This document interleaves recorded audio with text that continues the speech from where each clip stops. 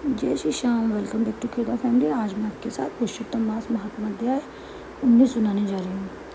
तो आप लोग जैसे जानते हैं कि मैं हमेशा आपको बोलती हूँ कि जितना टाइम बचा है तो उसमें हमें अपनी भक्ति को बढ़ाना है।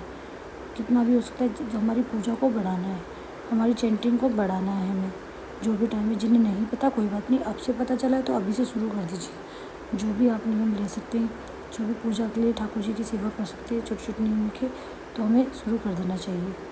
तो इस तरह से तो शुरू करते हैं श्री गणेश वंदना से। ओम गणपताय नमः, गुरुदेवाय नमः, ओम नमो भगवते वासुदेवाय।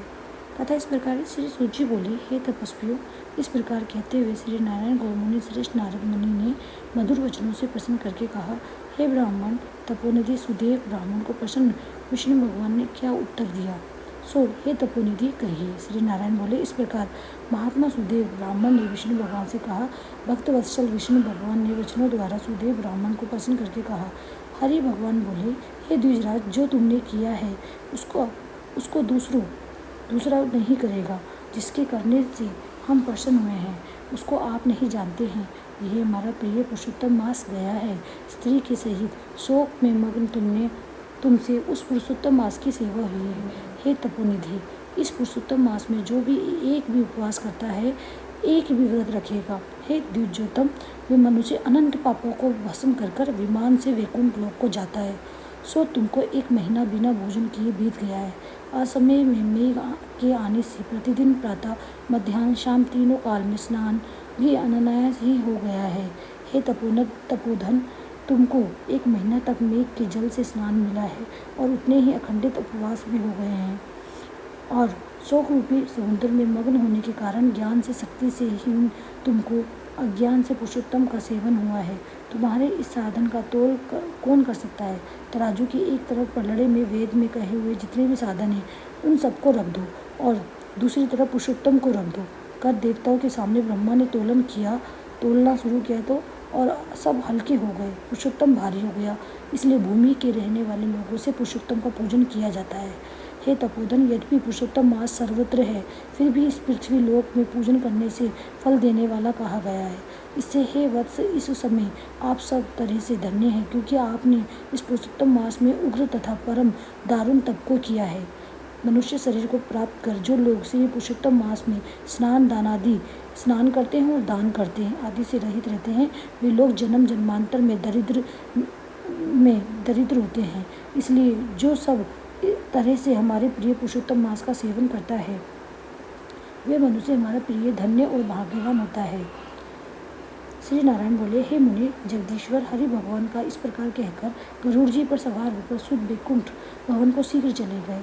सप्तनिक सुदेव शर्मा पुरुषोत्तम मास के सेवन से मृत्यु से उठे हुए सुखदेव पुत्र को देखकर अत्यंत दिन रात प्रसन्न होने लगे।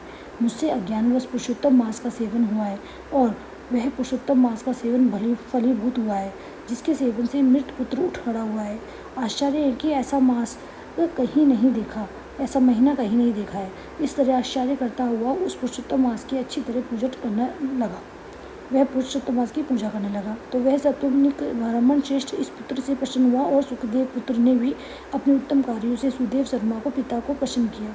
सुदेव शर्मा ने पुरुषोत्तम मास की प्रशंसा की तथा आदर के साथ श्री विष्णु भगवान की पूजा की और कर्म का मार्ग से होने वाले फलों में इच्छा का त्याग कर एक भक्ति मार्ग में ही प्रेम रखा। श्रेष्ठ पुरुषोत्तम मास को समस्त दुखों का नाश करने वाला जानकर उस मास के आने पर स्त्री के साथ जप हवन आदि से श्री हरि भगवान का सेवन करने लगा।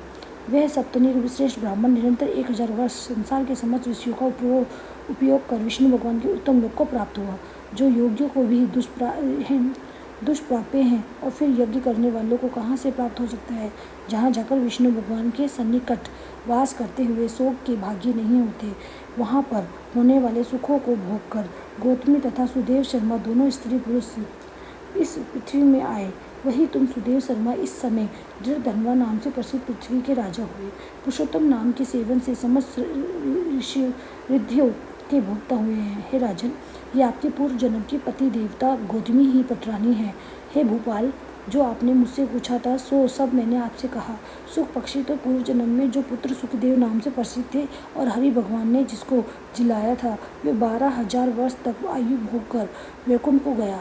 वहाँ वन के तालाब के समीप वट वृक्ष पर बैठकर पूर्व जन्म के पिता को तुमको आए हुए देखकर मेरे हितों के उपदेश करने वाले प्रत्येक मेरे देवत विषय रूपी सर्प से दूषित संसार सागर में मग्न इस प्रकार पिता को देखकर अत्यंत कृपा से युक्त हुए वह सुख पक्षी विचार करने लगा कि यदि मैं इस राजा को ज्ञान का उपदेश नहीं करता हूँ तो मेरा बंधन होता है। जो पुत्र अपने पिता को पुण्णाम नरक से रक्षा करता है वही पुत्र है। आज मेरा यह श्रुति के अर्थ का ज्ञान भी वृथा हो जाएगा, इसलिए अपने पूर्व जन्म के पिता का उपकार करूंगा। हे राजन दृढ़धनुआ, इस तरह निश्चय करके वह सुख पक्षी वचन बोला। हे पाप रहित राजन, जो आपने पूछा सो वह सब मैंने कहा। अब इसके बाद पाप नाशिनी सरयू नदी को जाऊंगा। श्री नारायण बोले, इस प्रकार बहुत समय तक उस प्रसिद्धि यशस्वी राजा दृढ़धनुआ के पूर्व जन्म का चरित्र कहकर जाते हुए वाल्मीकि मुनि की प्रार्थना कर असंख्य पुण्यवान राजाओं का राजा वाल्मीकि मुनि को नमस्कार करता हुआ कुछ बोला। इति श्री बृहनादीय पुराणे पुरुषोत्तम मास महात्म्य 9 अध्याय संपूर्ण हुआ। अब आपने देखा ना, जाने अनजाने में ही उन लोगों को देखो स्नान हुआ था। वो तो शौक कर रहे थे अपने बेटे का, जाने अनजाने में ही उन्होंने देखो बारिश से उनका स्नान हो गया, ठीक है। और वो भूखे थे प्यासे थे क्योंकि शौक में तो उनका मन नहीं था, तो तीनों चारों टाइम का उसका व्रत भी हो गया, तो तप भी हो गया, देखो सब कुछ हुआ। तो जाने अनजाने में उनसे स्नान आदि सब कुछ ये चीज़ हुई है, तप भी हुआ है, तो उससे कितना बड़ा फल मिला है। उनका मृत बेटा उन्हें वापस मिल गया, देखा ना आपने। तो इस तरह से अनजाने में हम कोई नहाता है इसमें, उसको सोचो कितना करोड़ों गुना फल मिलता है। आप समझ रहे हो, जैसे कि 1000 जो दीपदान करते हैं ना हम कार्तिक में, तो इसमें एक दीप के बराबर होता है 1000 दीप। तो सोचिए अगर इसमें दीपदान भी करेंगे तो हमारा कितना कितना हमें फल मिलेगा, ठाकुर जी की भक्ति मिलेगी। फल मीन्स इन द सेंस मेरा मतलब ये है कि जैसे कि जो भी हम सेवा देंगे ठाकुर जी को, हमें किसी की फल की इच्छा नहीं है। अगर है भी भौतिक जगत में तो ठाकुर जी वो पूरी कर देते हैं, और वो पूरी करेंगे। आपने कथा में भी सुनी थी पहले, अभी शुरू की कथाओं में भी सुना था कि ठाकुर जी ने बिना बोले ही वो पूरी कर देते हैं।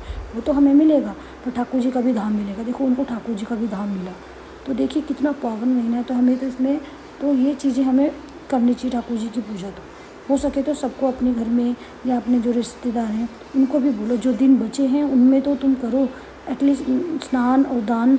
अगर व्रत नहीं रख सकते कोई बात नहीं, तो ये तुलसी ऑफर करना ठाकुर जी को, जप करना, ये 4-5 चीज़ें तो कर सकते हैं ना। इसका फ़ायदा उठाओ और दूसरों को भी दो, उनको भी बोलो कि वो भी ठाकुर जी की ब्लेसिंग ले इस तरह से। तो ये थी हमारी आज की कथा। तो हरे कृष्णा, राधे राधे।